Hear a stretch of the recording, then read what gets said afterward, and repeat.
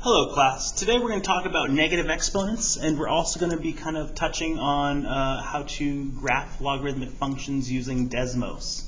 So, starting off with exponents, we are all familiar with what exponents do. They multiply a number by itself that many times, and positive exponents we're really good with because we work with quite often. But we don't really talk about what happens with negative exponents and how that works. Well, a negative exponent will really just give you the reciprocal of its positive counterpart. So a reciprocal, if you recall, is a flipped fraction. So for instance, the reciprocal of 3 would be 1 over 3. Now you might be wondering, why is it 1 over 3? Where did you get the 1? Well, remember, all whole numbers are over 1. So it's really flipping that fraction. For instance, 2/5, the reciprocal of 2/5 would be 5 over 2. So let's apply that logic here. And let's actually first start with the obvious ones. We know 2 to the first power. We know that to be 2.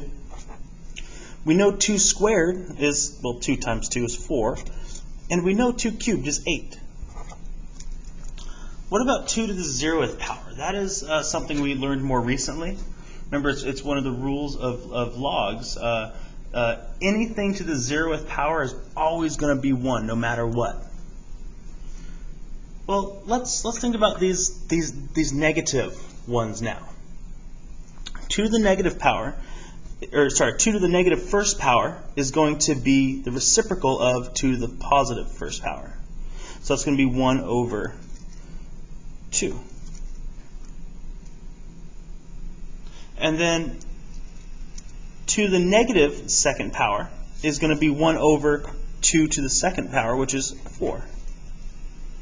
So it's 1 over 4. And then 2 to the negative third power will be 1 over 8. So notice the relationship here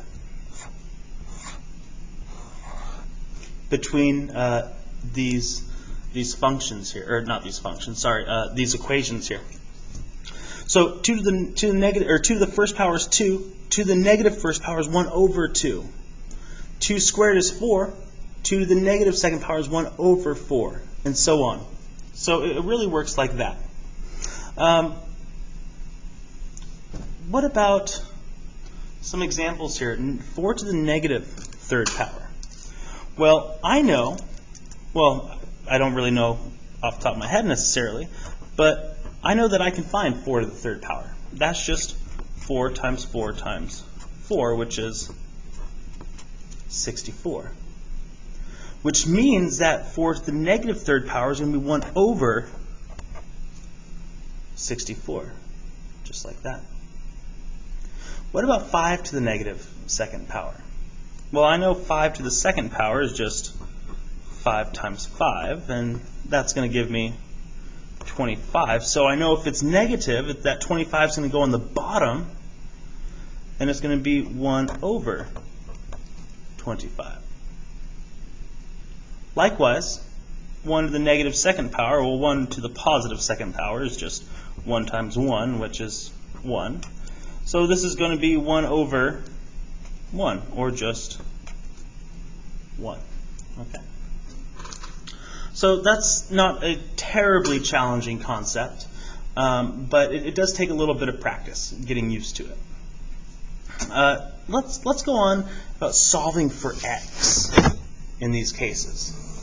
So this just takes a little bit of kind of thought, kind of almost backwards thinking, right?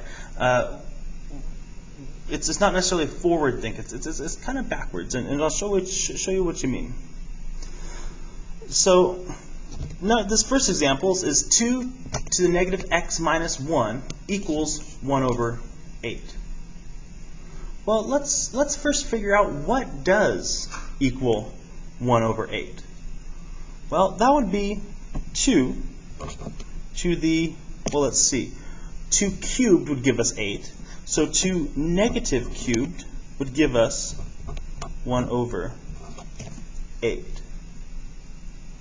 So if we already have this negative 1 here and this negative over here, that means x must be 2. And we can verify that if you want. You can just plug it right back in. You can see, okay, 2 to the negative 2 power minus 1 equals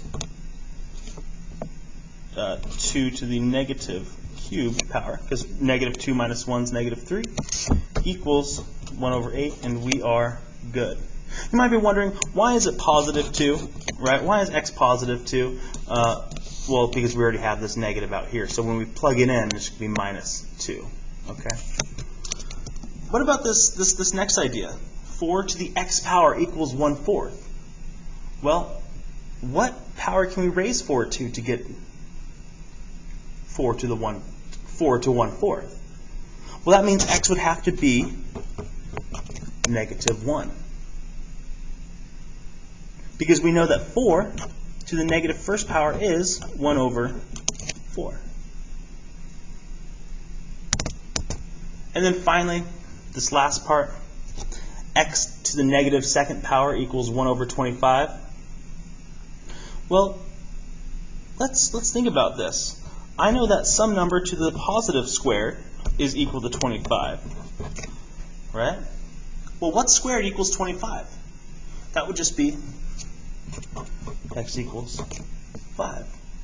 So in this case, 5 to the negative second power is 1 over 25. So x is 5 in this case. All right? So that's kind of some backwards thinking, kind of roundabout logic, if you will. But that's all I really have to say on negative exponents. It's important to know what negative exponents are and how they work, because they're kind of forgotten many times.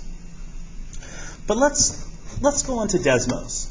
So here I went to desmos.com/calculator, if you see up there in the bar up there, and I want to type in some good old logarithms. Well, you might be wondering, how do I type in the base? Because the base is that small little number near the bottom. Well, to type in the base, you're going to want to press the underscore, which is hold on, let's see. Underscore. Oh, well, I'll just type in underscore is shift minus on your keyboard.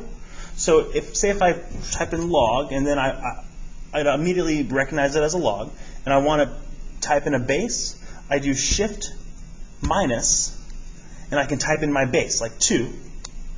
And then to get out of that subscript, just press right, and it'll bring you back. So 2 to the x power, or sorry, base 2 of x, just like that. Or we can type in 3 plus log base 4 of, and then parentheses x minus 2, something like that.